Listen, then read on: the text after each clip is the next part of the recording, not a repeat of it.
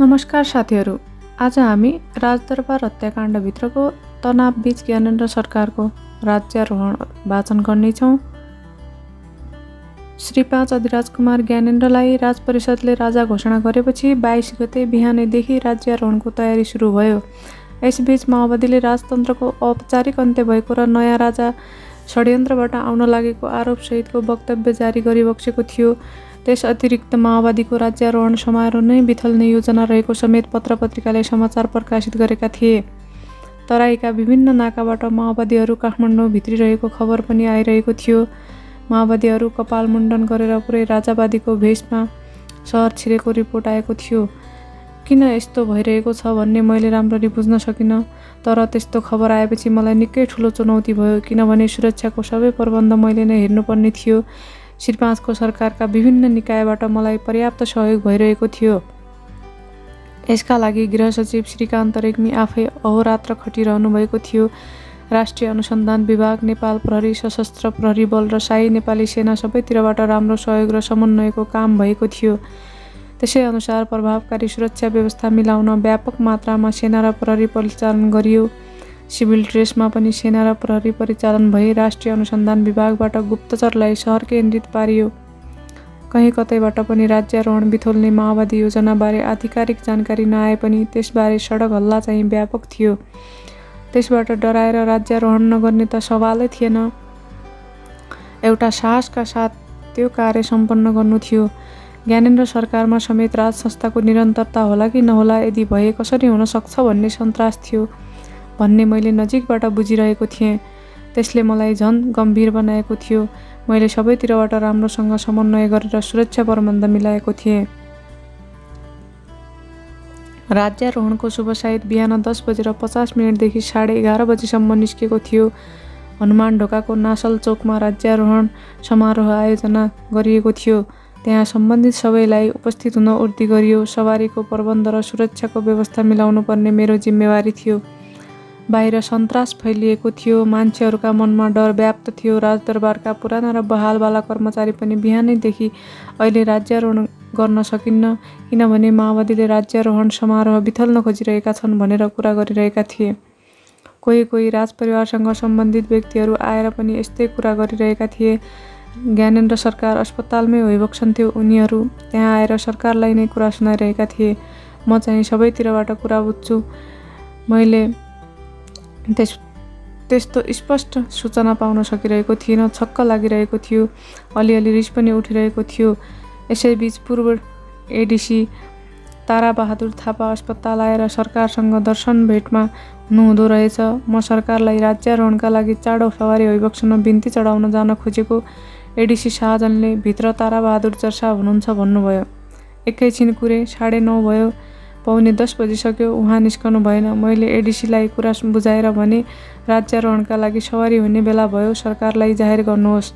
एडिसीले भित्र गएर सरकारलाई जाहेर गर्नुभयो। सरकार पहिले पोसाक लगाउन निर्मल निवास सवारी हुनुपर्छ, त्यसपछि राजदरबार गएर हनुमान ढोका सवारी हुनुपर्छ, किनभने यो राजकीय कार्यक्रम हो।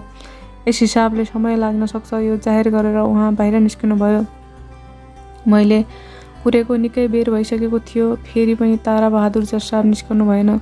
समय एकदमै कम छ, साइतमा पुग्नुपर्छ भनेर एडिसी शाहजनलाई पुनः जाहेर गर्न भन्दै थिए। ताराबहादुर जर्सा निस्किनुभयो। साथै सरकार पनि बाहिर सवारी भयो। मसँग कुरा गरिबक्स्यो र के भनिबक्स्यो भने बाहिर वातावरण एकदमै ठिक छैन, राज्यारोहण हुन सक्दैन भनेर ताराबहादुरले मलाई भन्यो। म त छक्क परेँ। ताराबहादुर जर्सा ट्र्याक सुटमा हुनुहुन्थ्यो। महाराजगञ्जदेखि नै हिँडेर आएको भन्दै हुनुहुन्थ्यो। त्यसपछि मैले सरकारलाई जाहेर गरेँ। सरकारबाट केही पनि फिक्री लिइबक्सनु पर्दैन। सबै सुरक्षा प्रबन्ध राम्रो छ। राज्यारोहण हुन्छ। बरु समय भइसक्यो। सरकार तुरुन्तै सवारी हुनु पर्यो। मैले सरकारलाई बुझाउने कोसिस गरेँ। सरकारले पनि मानिबक्स्यो। सरकार निर्मल निवास सवारी भयो। म राजदरबार गएँ सेरेमोनियल लुगा लगाउन। ज्ञानेन्द्र सरकारको निर्मल निवासबाट राजदरबारमा सवारी भइसकेको थियो। त्यसबेला हामी सचिवहरूबीच सुरक्षाको एउटा प्रश्नमा छलफल भयो। साधारणतया राज्यारोहणपछि हनुमान ढोकाबाट महाराज धिराज बग्गीमा नारायण हिटी राजदरबार सवारी हुने परम्परा छ। तर यसपटक बाहिरको सुरक्षाका हिसाबले राज्यारोहणपछि फिर्ती सवारी बग्गीमा नगरी मोटरबाट गरौँ भन्ने दरबारका सबै सचिवहरूको राय आयो। त्यसअनुसार मैले सरकारलाई राज्यारोहणपछि मोटरमा फिर्ती सवारी चलाउने बारे बिन्ती गरेँ। सरकारले पहिले यो कुरा मानिबक्सेको थिएन, तर पछि मुमा बडा महारानीले सोधिबक्सेछ। मुमा बडा महारानीले यो कुरा मानिबक्सेनछ। अनि सरकारबाट मलाई हुकुम भयो। विवेक हनुमान ढोकादेखि मोटरमा आउन मलाई केही समय थिएन, तर मम्मीले मोटरमा सवारी चलाउन मानिबक्सेन। बग्गीमै सवारी चलाउन हुकुम भयो। अब के गर्ने? सरकारको यस्तो आग्रहपछि हामीले राज्यारोहण पश्चात बग्गीमै फिर्ती सवारी हुने र पछि कारकेड मोटर पनि रहने नितो गर्यौँ। त्यसपछि सरकारको सवारी राजदरबारबाट हनुमान ढोकामा चलायौँ। हामी हनुमान ढोका पुग्दा प्रधानमन्त्री तथा नेपाली काङ्ग्रेसका सभापति गिरिजाप्रसाद कोइराला लगायत मन्त्री परिषदमा रहेका काङ्ग्रेसका नेताहरू त्यहाँ आइसक्नु भएको रहेछ। विपक्षी दलका नेता तथा नेकपा एमाले महासचिव माधव कुमार नेपाल र भूतपूर्व प्रधानमन्त्रीहरू पनि आइसक्नु भएको थियो। अन्य धेरै नेताहरू पनि हुनुहुन्थ्यो। छोटो समयमा जे जति उर्दी गर्न सकियो, खबर आउने जति सबै नै उपस्थित हुनुभएको रहेछ। हनुमान ढोकामा हिन्दू धर्म र राजपरम्परा अनुसार सरकारको राज्यारोहण भयो। राज्यारोहणपछि परम्परा अनुसार नै प्रधानमन्त्री कोइराला, प्रधान न्यायाधीश केशव प्रसाद उपाध्याय, सभामुख तारानाथ राणावाट, राष्ट्रिय सभाका अध्यक्ष डाक्टर मोहम्मद मोहसिन, राज परिषद स्थायी समितिका सभापति डाक्टर केशरजङ रायमाझी, विपक्षी दलका नेता तथा एमाले महासचिव नेपाल, उपप्रधानमन्त्री रामचन्द्र पौडेल लगायत मन्त्री तथा नेताहरूले सरकारमा दाम राख्नुभयो। सुरक्षा निकायका प्रमुख तथा हामी सुरक्षाकर्मीहरूले पनि सरकारलाई दाम चढायौँ। एमाले महासचिव नेपालले सरकारमा दाम चढाएको विषयप्रति राज्यारोहणपछि उहाँको पार्टीमा निकै नै ठुलो आलोचना भयो। एमालेका विरोधीहरूले समेत यसलाई चर्को आलोचनाको विषय बनाए। तर राज्यको महत्त्वपूर्ण पदमा आसीन भएपछि नेपालले सरकारमा दाम चढाउनु स्वाभाविक थियो। त्यसैले त्यस किसिमबाट उहाँको आलोचना गर्नु हुँदैन थियो। मुमाको स्वर्गीय भएका कारण मैले आशोच पारेको थिएँ। त्यसैले राज्यारोहण समारोहमा म उपस्थित हुन नपर्ने हो। तर म राजदरबारको सुरक्षा हेर्ने र त्यसमा पनि महाराजधिराजको सैनिक सचिव, समय र परिस्थितिको बाध्यताले गर्दा आशोच बारेकै अवस्थामा पनि सुरक्षाको प्रबन्ध सबै आफै हेर्नुपर्ने र आफै फिल्डमा आउनुपर्ने भएकाले म राज्यारोहण समारोहमा जानुपर्ने भयो र गएँ पनि। राज्यारोहण नै हुन नसक्ने भन्ने हल्ला चलिरहेको थियो। त्यसलाई पार नलगाई म उम्कने ठाउँ थिएन। सहज रूपमा राज्यारोहण समारोह सुसम्पन्न भयो। राज्यारोहणपछि सरकारको राजदरबार फिर्ती सवारी चलाउनु पर्ने भयो। त्यस बेला पनि सरकार राज भएको बग्गीको अगाडिपट्टिको सिटमा बस्नुपर्ने भयो। हुन त त्यहाँ एडिसी बस्नुपर्ने थियो, तर सुरक्षाको उच्च सतर्कताका लागि र सरकारको आत्मविश्वास तथा भरोसाका लागि पनि मै बसेँ। मैले सरकारलाई राज्यारोहणका लागि सबै सुरक्षा प्रबन्ध ठिक छ भनेर जाहेर गरेकाले पनि त्यहाँ म नै बस्नुपर्थ्यो। एडिसीहरू पछाडि बसे। राज परम्परा अनुसार सरकारकै प्रधानमन्त्री र फिल्ड मार्शल बस्नुपर्ने हो, तर प्रधानमन्त्रीप्रति भिड पुरै आक्रामक बनिरहेको थियो। त्यसो हुँदा वातावरण झन तनावग्रस्त बन्ला भनेर उहाँलाई बग्गीमा राखिएन। फिल्ड मार्शल पनि वृद्ध र अस्वस्थ भएका कारण बग्गीमा बस्नु भएन। उहाँको ठाउँमा प्रधान सेनापति प्रज्वल शमशेर जबरा बस्नुभयो। विभिन्न स्थानमा माओवादीको घुसपेट हुन सक्छ र समारोहलाई पुरै बिथल्ने प्रयास हुन्छ भनेर प्रशस्त प्रचार गरिरहेको थियो। तर त्यस्तो केही नभई निर्वाध रूपमा सरकारको राज्यारोहण समारोह सुसम्पन्न भयो। सरकार सुरक्षित रूपमा राजदरबारमा फिर्ती सवारी भयो। राज संस्थाको औपचारिक अन्त्य भयो भने माओवादीको वक्तव्यले हामीलाई सशङ्कित नपारेको चाहिँ होइन, तर हामीले त्यसै अनुसारको सुरक्षा प्रबन्ध गरेका थियौँ। शाही नेपाली सेनाको डिएमओ अफिसले उनीहरूको प्रयासलाई कसरी नियन्त्रण गर्ने भनेर रातारात विशेष योजना बनाएको थियो। डिएमओ प्रदीप प्रताप बम मल्ल र युद्ध कार्य महाशाखाका प्रमुख महासेनानी दिलीप रायमाझीले हाम्रो सुरक्षा योजना बनाएर सैनिक परिचालन गर्नुभएको थियो। समारोह प्रबन्धको काम सेनाको कार्यरथी विभागले गरेको थियो। त्यो बेला कार्यरथी सदीप बहादुर शाह हुनुहुन्थ्यो। नेपाल प्रहरी, सशस्त्र प्रहरी र राष्ट्रिय अनुसन्धान विभागले पनि राम्रो काम गरेका थिए। सम्पूर्ण कार्यक्रममा कुनै पनि किसिमको अवरोध भएन। राज्यारोहणपछि त सजिलैसँग सबै कुरा मिलेर गयो। राज्यारोहण पश्चात राजदरबार सवारी भएपछि सरकार कास्की बैठकमा राज भयो। गोरखा बैठकमा राज सिंहासन थियो।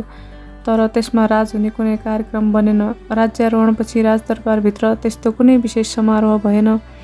राजदरबारका कर्मचारीले दाम राख्ने कार्यक्रम मात्र भयो। त्यो सामान्य रूपमा सकिएपछि सरकारले दरबारका सबै कर्मचारीलाई सामूहिक दर्शन भेट बक्स भयो। छुट्टै कसैलाई पनि भेटी बक्सिन। त्यसपछि मैले नै सरकार, अब दिपेन्द्र सरकारको दाह संस्कारको कार्यक्रम सम्पन्न गर्नु छ, सरकार पनि सवारी होइबक्सन्छ कि भनेर जाहेर गरे। सरकारबाट केही हुकुम भएन। निर्मल निवास सवारी होइबक्स्यो। राज परम्परा अनुसार महाराज धिराज कुनै पनि मान्छे मरेको स्थानमा सवारी होइबक्सन हुँदैन। सरकारबाट सोही दिन साँझ शाही घोषणा मार्फत अधिराज कुमारी कोमललाई श्री 5 बडा महारानी घोषित गरिबक्स्यो। सरकारबाट शाहजादा पारसलाई युवराज धिराज र शाहजादी हिमानीलाई युवराज्ञी घोषणा गर्ने विषयमा हामी केही सचिवसँग सल्लाह गरिबक्सेको थियो, तर हामीले नै अहिले त्यो घोषणा गर्नु उपयुक्त नहुने सल्लाह टक्राएका थियौँ। सायद प्रधानमन्त्री कोइरालाको पनि त्यही सल्लाह थियो। पारस सरकारलाई तुरुन्तै युवराज धिराज घोषणा गरिहाल्न कुनै हतार पनि थिएन। सरकारबाट 22 गते साँझ नै दरबार हत्याकाण्डको छानबिन गर्न उच्च स्तरीय जाँच बुझाएको घोषणा गरिबक्स्यो। यस विषयमा ज्ञानेन्द्र सरकार पोखराबाट काठमाडौँ सवारी भएपछि 20 गते अस्पतालमा भएको पहिलो बैठकमै सहमति बनेको थियो। आयोग त्यसै दिन गठन भइसक्नुपर्ने थियो, तर राज्य सहायकका रूपमा सरकारबाट गठन गरिबक्सन उचित हुँदैन भन्ने तर्क आएपछि त्यस दिन यसको घोषणा भएन। त्यसैले सरकारबाट राज्यारोहण गरे लगत्तै 3 सदस्यीय आयोग गठन भएको घोषणा गरिबक्सेको थियो। प्रधान न्यायाधीश केशव प्रसाद उपाध्यायको अध्यक्षतामा गठित आयोगका सदस्यहरूमा सभामुख तारानाथ राणाभाट र प्रतिनिधि सभामा विपक्षी प्रमुख दल नेकपा एमालेका महासचिव माधव कुमार नेपाल रहनुभएको थियो। पहिला आफ्नो नाम आफैले जोडदार रूपमा प्रस्ताव गर्ने महासचिव नेपालपछि अज्ञात कारणले आयोगमा रहन चाहनु भएन। महाराज धिराजका रूपमा सरकारबाट जेठ 22 गते देशवासीलाई गरिबक्सेको पहिलो सम्बोधन प्रधानमन्त्री कोइराला, प्रधान न्यायाधीश उपाध्याय, सभामुख राणाभाट, राष्ट्रिय सभाका अध्यक्ष डाक्टर मोहसिन, राज परिषदका सभापति डाक्टर रायमाझी र एमाले महासचिव नेपालको सल्लाह बमोजिम भएको थियो। उहाँहरूको सल्लाह र सुझाव अनुसार प्रमुख सचिव पशुपति भक्त महर्जनले शाही सम्बोधन तयार पार्नुभएको हो। सरकारको सम्बोधनपछि बाहिरको हिंसात्मक घटना र आक्रोशमा केही कमी आयो भनेर धेरैतिरबाट रिपोर्ट आएको थियो। ज्ञानेन्द्र सरकारको राज्यारोहण यति नै। आगामी भिडियोमा हामी कर्फ्युमा दिपेन्द्र सरकारको शव यात्रा वाचन गर्नेछौँ। सुन्दै गर्नुहोला। धन्यवाद।